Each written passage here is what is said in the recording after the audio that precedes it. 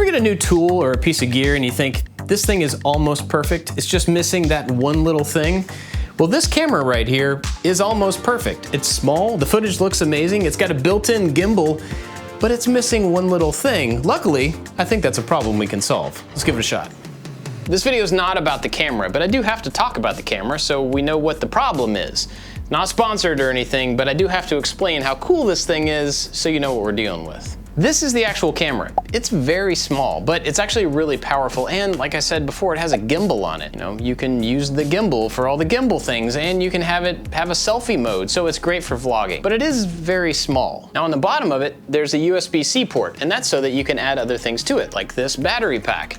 It snaps right in and makes it easier to hold and gives it more battery. And then on the bottom of the battery pack is a spot to screw in a 1/4-20 bolt. And this is a really common attachment point for all sorts of camera gear. In fact, it comes with a little tripod thing. It screws right into that little spot, becomes an easy way to hold it, and folds out into a little tripod. So it's pretty cool, right? I mean, it's great in this situation. You can set it on a table and point it at something. You can pick it up and carry it around and point it at things, or talk directly to it. But outside of those two situations, it's kind of hard to use. What I really want is for this camera to continue to do both of those things well. Set on a table by itself, be able to be handheld, but I also want it to just attach to stuff and attach to a tripod. That would make it a lot more usable. Now, before you leave your comments down below with suggestions, let me point something out real quick. All the photo people are gonna be like, well, you could get this Manfrotto Super X LG connector to go on the bottom of the thing and then unscrew this thing and then you can put it on your... I don't wanna do all that. Although it's a great suggestion if that's what you're used to. Then you're gonna have a bunch of DIYers who are like, well, take some duct tape and tape it to the thing that you want to connect it to. And that's also a great suggestion. But one of the things I get to do with this job is come up with really specific prototype solutions to very specific problems, and they don't necessarily have to make sense for anybody else. I love the process of solving the problem, so that's what we're gonna do. To effectively solve a problem, you gotta know exactly what the problem is and what your ideal solution is. So, I have two big problems with this camera, and the first one is just attaching it quickly to a tripod. For all of my cameras and tripods, I've got this little inexpensive system of connectors. This thing attaches to the bottom of the camera, and then this thing to the top of the tripod. These pieces slide in there, snap into place, and then they're locked in until you press this little button right here, and they fall out. So I want to continue with that to make everything swappable. This is going to go on the bottom of the thing that we make to hold that camera. And I want that thing to hold that camera kind of loosely. By loosely, I don't mean physically loosely, I mean easy to take in and out. I'm going to make some sort of a connector that this can go onto to go onto the tripod, that the camera can then slip in and out of very quickly, but be secure when it is mounted. But then the other thing I want to do with it is take advantage of its small size and be able to put it in more places while I work on certain projects, like this, or like this. So we need a mount that goes on a tripod that can loosely hold this thing, but can also be attached to a metallic surface that may be in a regular shape. Let's start designing. Of course, there are several different ways that you could hold this on a tripod. One would be to have a little grabber hand with some tension on it that you could actually snap the thing into. But there's nothing to stop it from sliding down, and you never know when this tension is going to give way. So instead, I think it'd be really easy to take advantage of this basic cylinder at the bottom and just make a cup that it could sit in.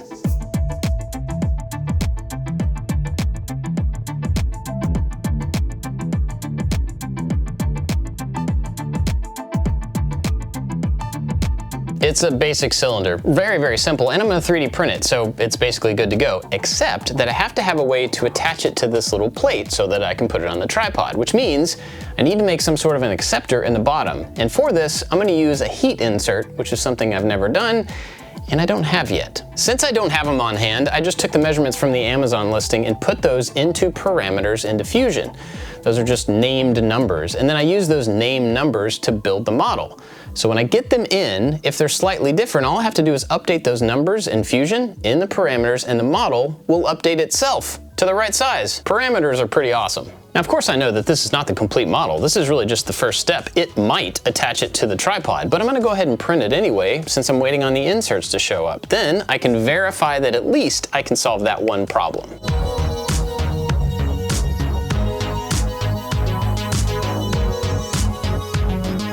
My simple cylinder came out perfectly, and it fits perfectly, which is really cool, Plus, the inserts came in. These are called threaded inserts for plastic, and basically you use a soldering iron to heat them up as you push them into a hole in a piece of plastic. So as long as you have the right size hole in the plastic, you can push this in and then melt it in place. Unfortunately, the measurements that I took from Amazon were a little bit too big, so this hole is not the right size. This is the first time I've ever used these, so I don't really know the size of hole I need. I made this tester with the original hole and then slightly smaller holes so that I can see which one it fits best in and then try to melt that one in place. And if it's wrong, I can go up or down depending. So let's try it out.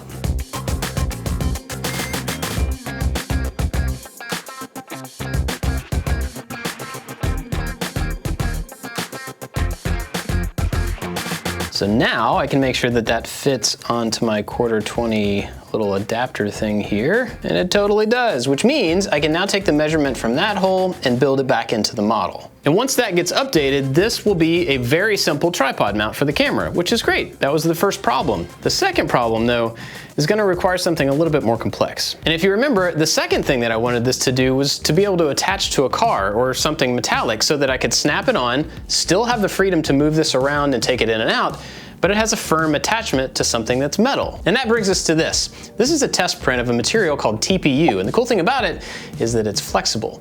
So between this stuff and some magnets, I think we can make a mount that can attach to a metal surface even if that surface is not flat. Let's go to the whiteboard, I'll show you what I'm thinking. So I think what we can do is actually combine the flexible and the rigid materials, not in the single print, but in two pieces that can easily connect and disconnect. What I'm thinking is the cylinder, and then it connects to a piece that has the magnets built into it. It'd be easier if I just show you in Fusion while I model it.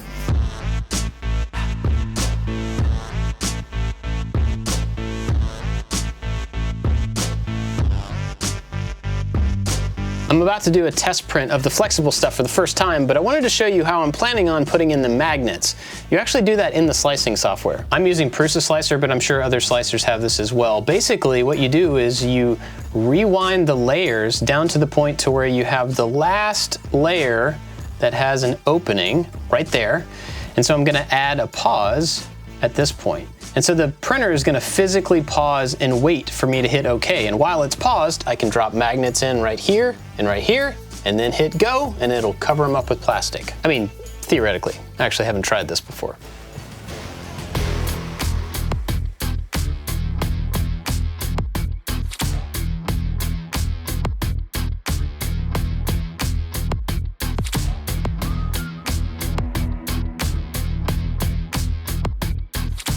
My first draft of the parts are off the printers, and they worked out pretty well. Not perfect, but pretty well. The flexible part is printed, and it came out really well, and it's flexible. The magnets are embedded in there, although I did get a little bit of lifting here on the ends. Maybe another print will take care of that. But I didn't tell you about this thing. That little dovetail is the connection point between the flexible and the rigid piece. I've got another dovetail section right here, so the two parts will just slide together. Now the cool thing about that is that there's a little stop here on top, and so it stays connected unless you pull it up away from these parts. You could just keep these connected and move it from a magnetic surface to a tripod, or take them apart, use them separately, or print two of these and have one for a tripod and one for this thing. Either way, I think it's really cool, and I'm anxious to try it out.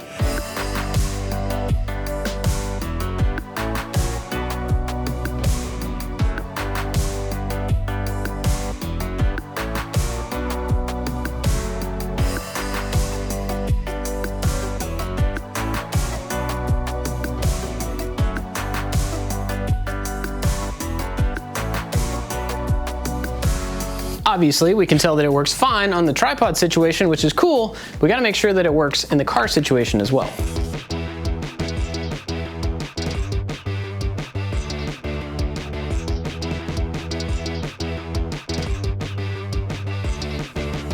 Now, of course, I wouldn't trust these magnets on a car that's moving, but that's not really what I'm gonna use it for. So, as a first test, this thing is awesome, but I definitely found two big things that I want to improve before I actually try to make a video with this. The first thing I want to change is this interior diameter. This is just a little bit too loose. I don't want the camera to accidentally be able to spin. I want you to intentionally be able to spin it, so I just need to make that a little bit smaller. The other thing is the flexibility of this joint. It's flexible, but I think a little too flexible, so I want to thicken that up so that this whole thing can't move quite as freely, but the magnets can still flex to the surface. Parameters are pretty awesome.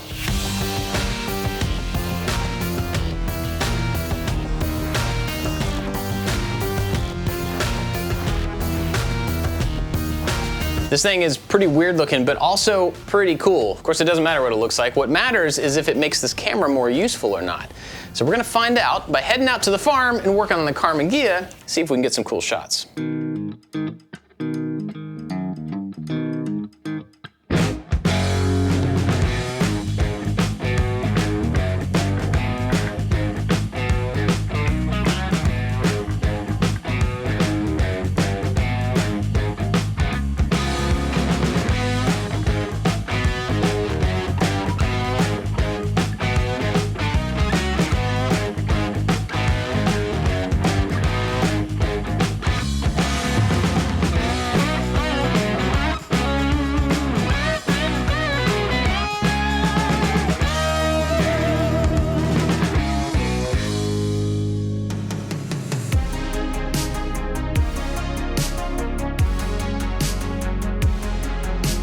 Well, I definitely got dusty, and I have no idea what the footage is gonna look like, but overall this thing worked pretty well, except for one kind of big problem. When the camera is in the mount, it's basically a big lever, and because of the TPU having some flexibility, it bounced around a whole lot, especially when it was attached to the car, which was bouncing from the sanding. So one thing I would like to do is figure out a way to drop this down and actually use the weight of the battery and the base as kind of a counterbalance. That'll help it not bounce quite as much. Parameters are pretty awesome.